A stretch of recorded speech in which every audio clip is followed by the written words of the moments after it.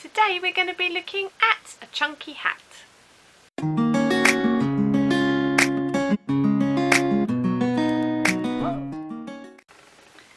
Hi everybody and welcome back to my channel Kazzalistic. Hi to my new subscribers, thank you very much for joining me on my crochet vlog channel.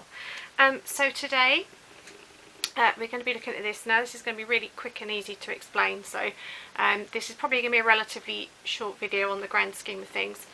So basically it's a chunky hat. It is crochet. It's made to look like, well, sort of like knit. Yeah,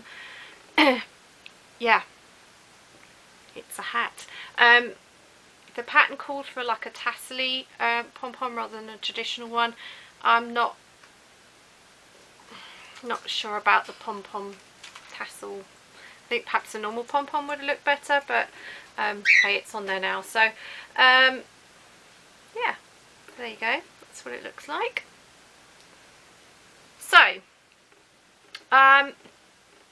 the pattern I've used is actually a Marley Bird tutorial, so I'll put the link for that tutorial down in the description. I think it's called the snowboarding chunky hat or something like that.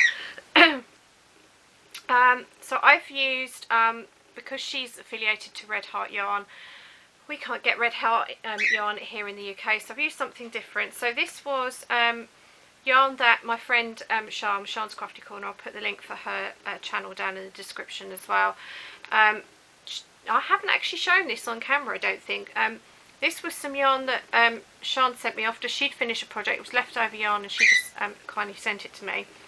So the yarn, this is kind of one of the balls left over. I actually had 3 balls and I've used 1.5. And the yarn is Wendy Serenity Super Chunky. So Wendy Serenity Super Chunky. It recommends 10mm needles or hook. It has 80 meters on it. It is 10% wool, 20% alpaca and 70% acrylic, and it is a 100-gram ball, and the shade is 1702. There we go, that's the yarn up close. Now I do know that Sian got this from a charity shop because it did have a charity shop label on it, so I don't know whether this yarn has been discontinued or not. Now in the tutorial, Marley Bird actually uses 2 strands of Red Heart chunky yarn and a 10mm hook. I tried double stranding this project with a 10mm hook and it was too tight. I just couldn't take, there was just not enough to get room to get the hook through with 2 strands of yarn, and it didn't look right, and also I was going far more yarn than if I just single stranded it. So this one's going to be down to personal choice. So what I did is I found my biggest hook that I have, which is actually a 12mm hook. This is a plastic one that actually one of my neighbours very kindly gave me. So I actually got on really well with that. I've not used many plastic hooks, and this one's got quite a good grab on it, on the actual hook part of it. So so I used a 12mm hook. The other thing you'll need is some sort of Tupperware lid. This was from a Chinese carton, and that's just to use to make the tassels with. So, sorry about that. My bird was trying to do rude things and I really didn't want that on camera because she'll set our other male bird off and then you won't be able to hear me. They get a little bit loud when they're amorous, shall we say. So, basically the hat is worked not in the round, but it's worked up and down like this. So you start with the chain. I'm not going to give every finite detail for the stitches because it is a YouTube tutorial and I don't want to encroach on her monetization or copyright or anything. But basically you start with the chain, and then you skip to, I think it was 2 chains I think at the start, and then you half double in each stitch across.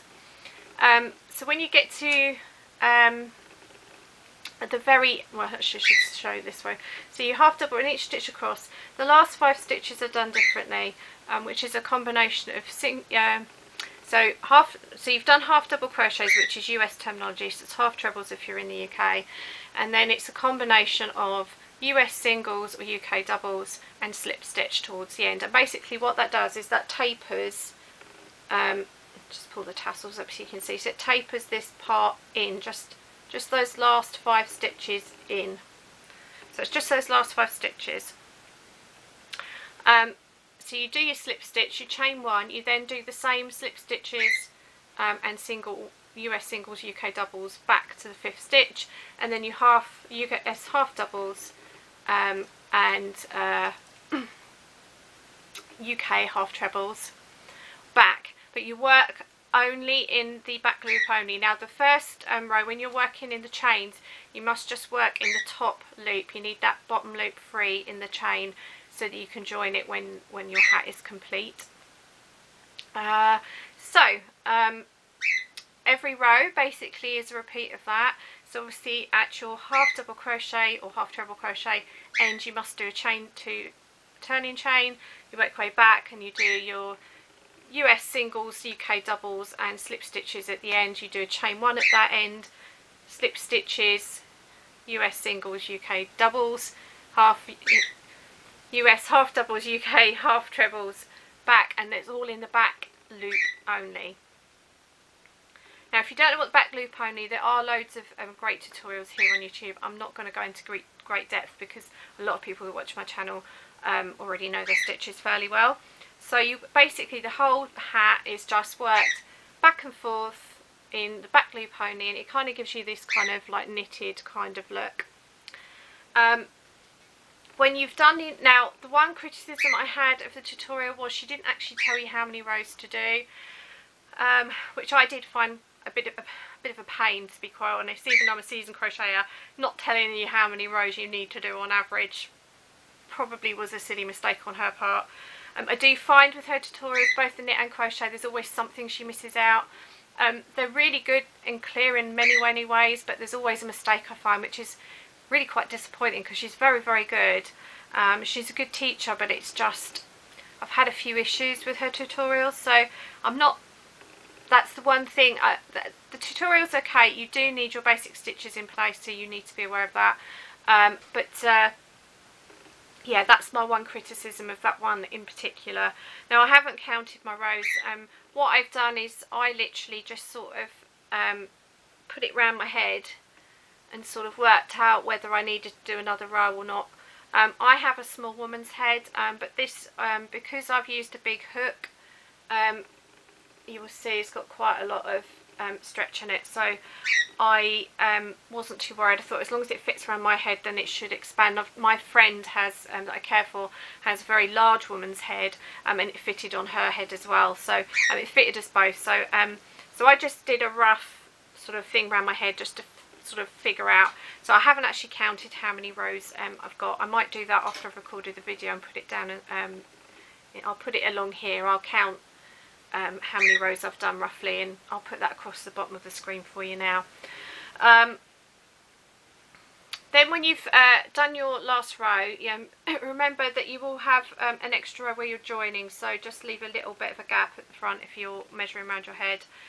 And then basically this is the point where you join here, and you're just slip stitching. So you're slip stitching the back loop from the row that you're working on, and the loop that you didn't use in your chain. So you're slip stitching through those all the way across, every single stitch.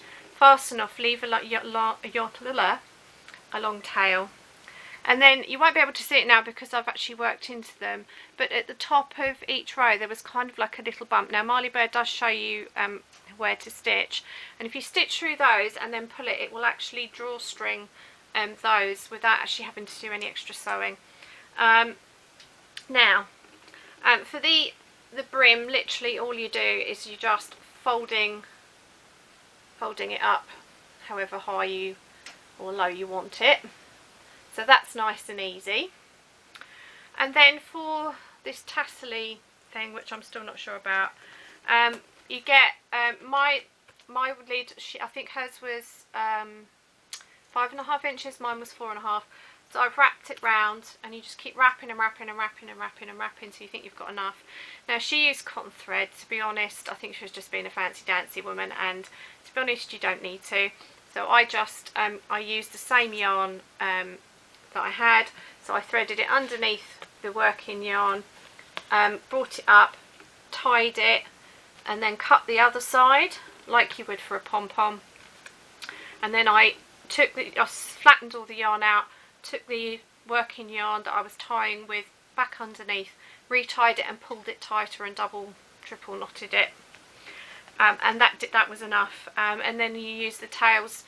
What I did was use both tails anchored at different points in the hat at the top. I always tie them inside and then weave the ends in, and they've always stayed on for me.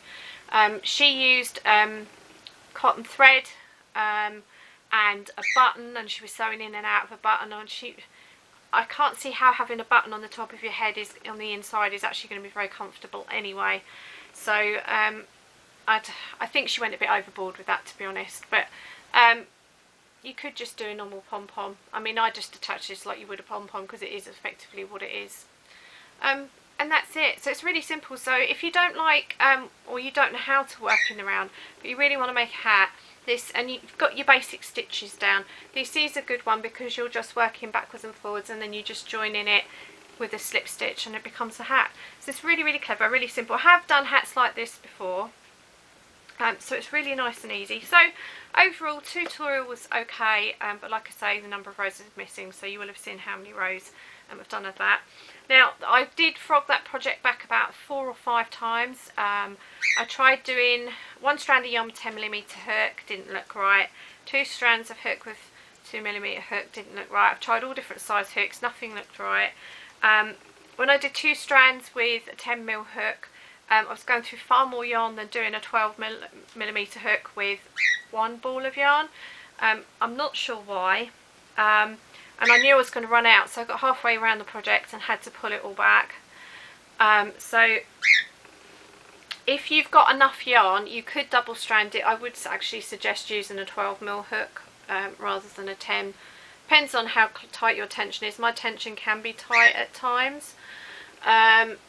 But that really is just a personal preference, really. But yeah, so I mean, if you use the 12mm and 1 strand of chunky, then you will get like holes. It is a little bit holey. So if you want something a little bit warmer for your own personal use, then do double strand it. But like I say, I've used 1.5 balls, and there was 80 meters on each ball. So that, if that gives you a rough idea how much you'll need. So you'll need to double the amount that I've used if you want to use 2 strands. I don't think it's come out too bad. I think it's quite pretty. Like I say, I'm not sure about this bit, but I won't be keeping this anyway because this is donated yarn. So this will be going off to Woolly Hugs. So I will link their Facebook and their website down in the description. So this will be going off to the refugee project. So that will help keep a refugee nice and warm.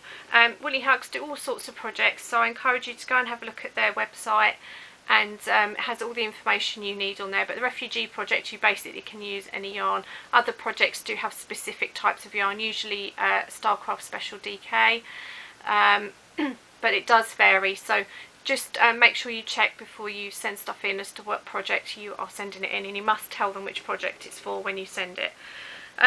So that's where that will be going. So I've still got 1.5 balls left, so I'm not quite sure what I'm going to do with that as yet, but I'm sure I will think of something.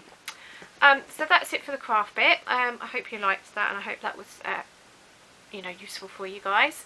I'm literally recording this a couple of days. I'm recording this on Monday, so I'm literally recording a couple of days since I last filmed. So apart from going to the supermarket this morning, I haven't really done anything other than housework and crochet, so it's not really anything to tell you. I do have a hospital appointment this week. The UK is forecast heavy snow basically pretty much the whole week. We did have some heavy snow around lunchtime, which of course I was out driving, sod's law. and it started to settle, and I tried to film some of it, but it was already slowing down by that point. But that will be a video that will probably go up during the week, just because we don't get much snow in the area that I live in. It's the most arid area of the UK. We very rarely get snow, so I recorded some. I thought that'd be something nice. I know a lot of people like me don't get to go out much, so you know, that watch my channel, so I thought I'd put a video up about some snow. So yeah, that'll be going up later in the week. It'll probably only be a very short video, just something a bit of fun. Yeah, so I've got the appointment on Wednesday. We have a wheelchair. We've purchased a wheelchair for my friend now, so the hardest bit, I've got a very small car, and it's a bariatric wheelchair, so that's going to be, it weighs nearly half what I weigh, so that's going to put some strain on my back, but it will be useful, because we can never get wheelchairs in the hospital. So so I have my appointment. This is for my physical health problem coming up, so hopefully I'll know more about what treatment I'll be receiving then. Other than that, I'm planning on hibernating if it's going to snow as much as they say it is, although we've had a torrential downpour of snow. It's settled and it's already melting, and it's only been down a couple of hours, so we'll see. It may not snow as much as we're anticipating. I'm hoping it won't be snowing on Thursday when I go to the hospital. Yeah, so apart from that, there isn't really anything to tell you, unfortunately. It's all boring and normal, which is good. Obviously still struggling with my mood. If you're new to the channel, I suffer from depression and anxiety.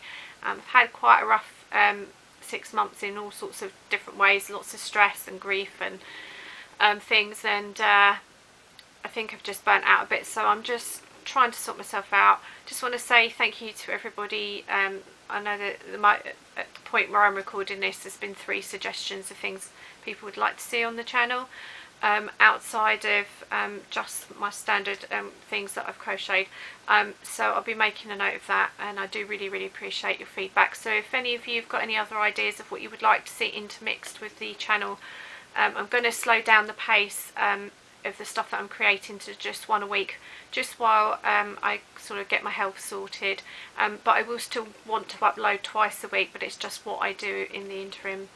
Yeah, so if you've got any ideas, let me know. So that's it. Nothing else to tell you. So I hope you're all well wherever you are in the world, and if you are in a snowed in area, I hope you're managing to stay warm and not have any accidents outside with slipping. And if you're somewhere like Australia, I hope you're managing to stay cool. Yeah, so that's it. Love to know what you're all working on. Thank you for those that have left messages on my channel saying what you've been making. I am behind on replying to comments. Again, that's largely to do with my depression, but I just want you all to know I have read everybody's comments, and I will be replying when I feel up to it. So please leave a comment. I do it does really encourage me when I hear from you guys. So that's it. So until next time, remember to stay well, happy crafting, and until next time, remember to stay true to yourself. Bye.